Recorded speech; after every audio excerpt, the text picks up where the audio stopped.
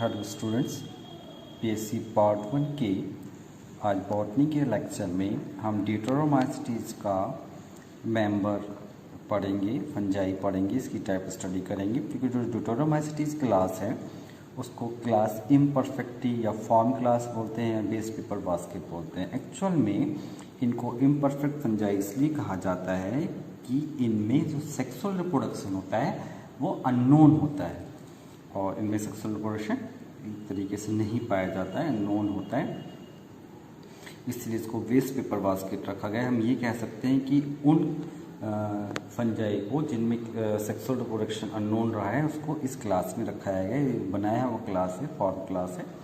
तो बात करेंगे आज जो मेंबर पढ़ेंगे, फ्यूजेरियम पढ़ेंगे, जिससे एक डिजीज होती है विल्ट ऑफ अरहेड। इस एक वजह से क्लासिफिकेशन पर डालते हैं माइसिटी, एमेस्टिकोमाइकोटा, ड्यूटेरोमाइकोटेना, ड्यूटेरोमाइसीटीज, मॉनी रिलीज ऑर्डर है और फैमिली ट्यूबरकुलोसी। और जो मेंबर हम पढ़ेंगे वो पढ़ेंगे फ्यूजेरियम। इसकी यदि अकोरेंस की बात करें तो इसकी अधिकांश जातियां फैकल्टेटिव पैरासाइट होती हैं जो डैम्पिंग ऑफ सीडलिंग नामक डिजीज कॉज करती हैं। इसकी कुछ इंपॉर्टेंट पैथोजेनिक स्पीसीज निम्न है, जैसे फ्यूजेरियम ऑक्सीस्पोरम जिससे विल्ट ऑफ पिजन पी होता है, fusarium lini wilt of flax, fusarium solani wilt of potato. ये कुछ एग्जाम्पल हैं जिनसे जो फ्यूजेरियम के जिससे विल्ट कॉज होती है पिजन पी में, फ्लैक्स में और पोटैटो में। किस स्ट्रक्चर की यदि बात करें तो इसका माइसीलियम घने रूप से शाखित सेप्टेट हाइलाइन इंटर तथा इंट्रासेलुलर होता है। सभी प्रकार की विल्ट में फंगस जाइलम वेसल्स को ब्लॉक कर देता है, जिससे वाटर के जो ट्रांसलोकेशन है उसका अपवर्ड मूवमेंट नहीं हो पाता और प्लांट मुरझा जाते हैं। यही सिम्टम्स किसके, विल्टिंग के हैं, इसको विल्ट कहा गया है। और फाइनली प्लांट की डेथ हो जाती है। इस प्रकार माइसीलियम सेल्स के अंदर फैला हुआ दिखाई देता है।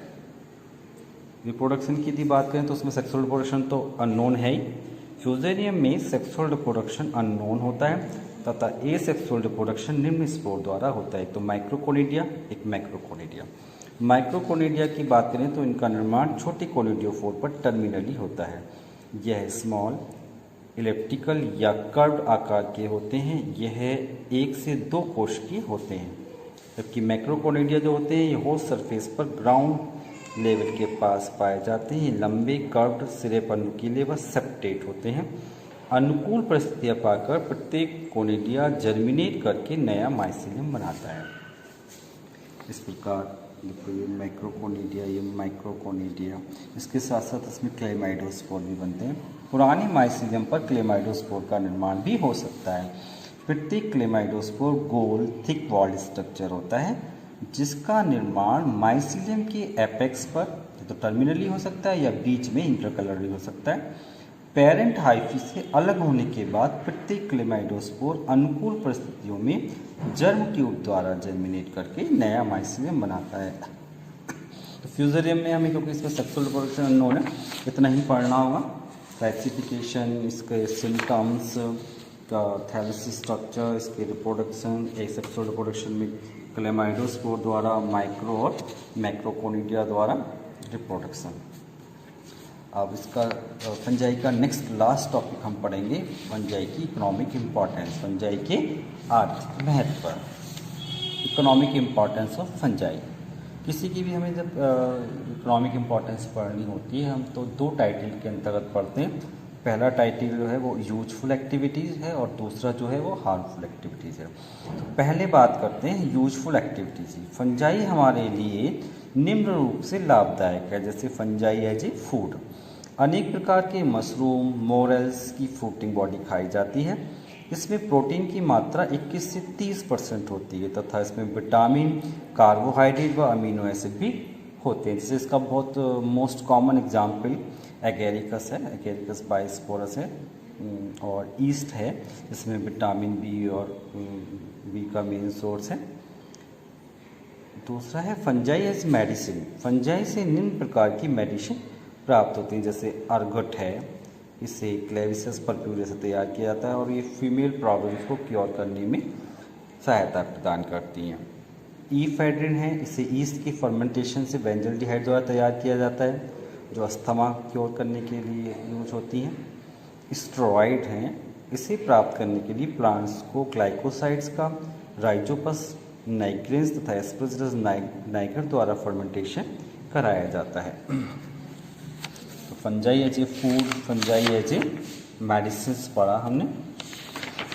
नेक्स्ट इसकी इम्पॉर्टेंस है, विटामिन के भी ये सोर्स होते हैं। फंजाई से अनेक प्रकार के विटामिन प्राप्त किए जा सकते हैं, जैसे सेक्रोमाइस से विटामिन बी का मेन सोर्स है। अगला है एंटीबायोटिक्स, जैसे पेनिसिलिन नामक जो सबसे पहला वंडर ड्रग के नाम से जाया जाने वाला जो एंटीबायोटिक है, जो पेनिसिलिन रोटेशन से प्राप्त होता है। अलेक्जेंडर फ्लेमिंग ने इसको फर्स्ट टाइम डिस्कवर किया था। और अगला यूजेस का है प्रोडक्शन ऑफ ऑर्गेनिक एसिड। कुछ फंजाई का उपयोग ऑर्गेनिक एसिड के कॉमर्शियल प्रोडक्शन में किया जाता है, जैसे सिट्रिक एसिड है, ग्लूकोनिक एसिड है, इसका निर्माण किया जाता है। नेक्स्ट है इन इंडस्ट्रीज में क्या रोल है फंजाई का?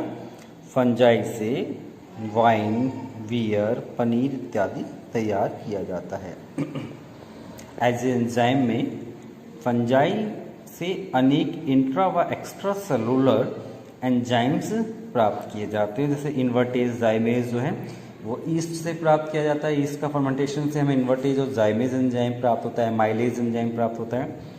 अब बात करते हैं एग्रीकल्चर में, इनका एग्रीकल्चर में किस प्रकार से उपयोग है। एज स्कैवेंजर्स का मतलब होता है अपमार्जक, सफाई करने वाले, प्राकृतिक अपमार्जक के रूप में काम करते हैं। यदि कोई जो डेड ऑर्गेनिक मैटर होता है उसको उसके सिंपल अवयवों में तोड़ने का काम जो करते हैं उसका काम स्कैवेंजर्स का है। जो माइक्रोब्स होते हैं उनकी जो डेड बॉडीज़ होती हैं प्लांट्स और एनिमल्स की, तो उनको उनके सरल अवयवों में बदल देते हैं। उनका काम ये काम कहलाता है स्कैवेंजर्स के रूप में कार्य करते हैं। बायोलॉजिकल कंट्रोल के रूप में कार्य करते हैं। इनको हम इंसेक्टिसाइड्स वगैरह के बायो इंसेक्टिसाइड वगैरह बनाने में यूज कर सकते हैं। और सबसे इम्पॉर्टेंट इसका एक रोल है, इम्पॉर्टेंस है माइकोराइजा। माइकोराइजा का मतलब क्या होता है? माइको का मतलब फंजाई, राइजा का मतलब रूट लाइक स्ट्रक्चर। तो ये एक प्रकार का जो हायर प्लांट्स हैं जिनमें रूट हेयर एब्सेंट होते हैं, तो हायर प्लांट्स तथा फंजाई का एक कहते हैं एक म्यूचुअल रिलेशनशिप है, जिसे हम सिम्बायोसिस कहते हैं। तो इनके बीच जो संबंध होता है वो सिम्बायोसिस है, क्योंकि जो रूट हेयर एब्सेंट होने के कारण जो फंगल हाइफी हैं वो रूट हेयर का काम करते हैं, उनको कहते हैं वाटर और मिनरल्स से एब्जॉर्ब कराते हैं और बदले में जड़ों में रहते हैं और उनसे अपना भोजन प्राप्त करते हैं। तो इस टाइप का ये रिलेशन एक सिम्बायोटिक रिलेशन है जो दोनों के लिए ही यूजफुल होता है, दोनों के लिए एक दूसरे से बेनिफिशियल होते हैं एक दूसरे के लिए। नेक्स्ट टाइप है इन सॉयल एग्रीगेशन। एग्रीगेशन का मतलब सॉयल की बाइंडिंग की प्रॉपर्टीज को रोके को जोड़े रखने का। कुछ फंजाई जैसे एस्परजिलस में सॉयल बाइंडिंग की प्रॉपर्टीज होती है। अगला है fungi as a test organism. फंजाई में जो सोमैटिक ग्रोथ तथा रिप्रोडक्शन बहुत तेजी से होता है, टेस्टिंग ऑर्गन्स के रूप में बहुत लाभकारी है। बहुत सारे फंजाई को हम कोई बहुत सारी रिसर्च करने के लिए यूज कर सकते हैं। थोड़े समय में व स्थान में फंजाई की अनेक पीढ़ियाँ पैदा की जा सकती है, जैसे न्यूरोस्पोरस का एग्जाम्पल है। तो ये सारी एक्टिविटीज़ हमने पढ़ी। विटामिन है, एंटीबायोटिक है, एंजाइम है, एग्रीकल्चर में यूज है, माइकोराइजा में है और एग्रीगेशन सॉइल के एग्रीगेशन में है। तो ये सारी हमने इसकी यूजफुल एक्टिविटीज़ पढ़ी। अब बात करते हैं फंजाई की हार्मफुल एक्टिविटीज़ के बारे में कि फंजाई किस प्रकार से हमारे लिए हार्मफुल हो सकता है। तो हार्मफुल एक्टिविटीज़ में नंबर 1 है फंजाई इज पैथोजन। सबसे बड़ी जो उसकी निगेटिव पॉइंट है, सबसे ज़्यादा जो हार्मफुल इफेक्ट है वो है कि हमें डिजीज़ कॉज है। बहुत सारे fungi plants, human beings, animals में डिफरेंट टाइप की डिजीज़ कॉज करते हैं। यदि हम इनके एग्जाम्पल लेकर चलें तो सबसे पहले बात करेंगे प्लांट डिजीज़ की। प्लांट डिजीज़ में एक तरफ जैसे हम पैथोजन की बात करते हैं, दूसरी तरफ डिजीज़ की बात करते हैं। तो जो पक्सीनिया ग्रेमिस स्ट्रेटिसाई है वो वीट में ब्लैक रस्ट रोग उत्पन्न करता है। हमने पढ़ा था, पूरा इसकी टाइप स्टडी करी थी पक्सीनिया की। ऐसी प्रकार दूसरा है एल्ब्यूको, जो कहते हैं white rust of crucifer cause करता है। बहुत सारे प्लांट्स में वाइट रस्ट कॉज करता है। तीसरा है सर्कोस्पोरा, जो ग्राउंड नट की टिक्का डिजीज करता है। इसी प्रकार फ्यूजेरियम है जो विल्ट ऑफ अरहर करता है।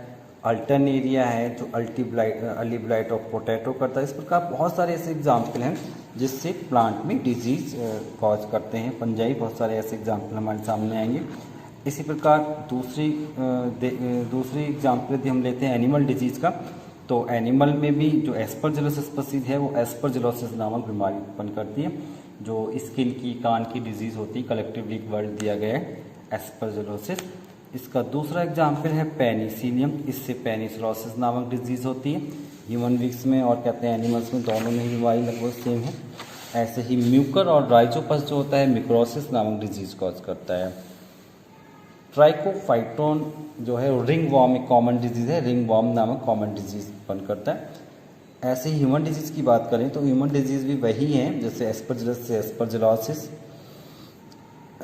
म्यूकर से न्यूरोटाइज डिजीज़ होती है, कैंडिडा अफ्रीकन्स से कैंडियोसिस डिजीज़ होती है। इस प्रकार ये ह्यूमन बींग्स की डिजीज़ हैं। उससे पहले हमने प्लांट की डिजीज़ को देखा। इसके साथ साथ कुछ इसके जो हार्मफुल इफेक्ट हैं वो हैं स्पॉयलेज ऑफ फूड स्टफ। ये जो फंजाई होती है, जैसे अगर हम एस्परजिलस को दे लें तो दबल रोटी है, अचार है, चमड़े का सामान है, हमारा कागजी जो डॉक्यूमेंट्स हैं उन पे दुनिया भर की बीमारी कॉज करते हैं, उनको स्पॉयल कर देते हैं। तो जैसे हम बात करें राइजोपस की, कुछ स्पीसीज डबल रोटी व अचार पर देखी जा सकती हैं। कुछ फंजाई डेयरी प्रोडक्ट को भी स्पॉयल कर देती हैं, जबकि जो अल्टरमेलिया राइजोपस की कुछ स्पीसीज हैं वो जो स्पीसीज हैं वो कहते हैं डॉक्यूमेंट्स वगैरह को कहते हैं, डॉक्यूमेंट्स है, चमड़ा है और बहुत सारी चीज़ें हैं, वुड है, उनको ख़राब करके उनको ख़राब कर देती है, डिस्ट्रक्शन कर देती है। ये जो होते हैं जो टिम्बर है उसको, जो इमारती लकड़ी है उसको ख़राब कर देती है। इसी प्रकार ये पेपर को लॉस करती है। तो फंजाई कागज़ के डॉक्यूमेंट्स हैं, लेदर का सामान है, उनको ख़राब कर देती है, लेदर के सामान को, लेदर गुड्स को और डॉक्यूमेंट्स को ख़राब कर देती है। तो इस प्रकार हमने देखा कि फंजाई किस प्रकार हमारे लिए लाभदायक और हानिकारक है।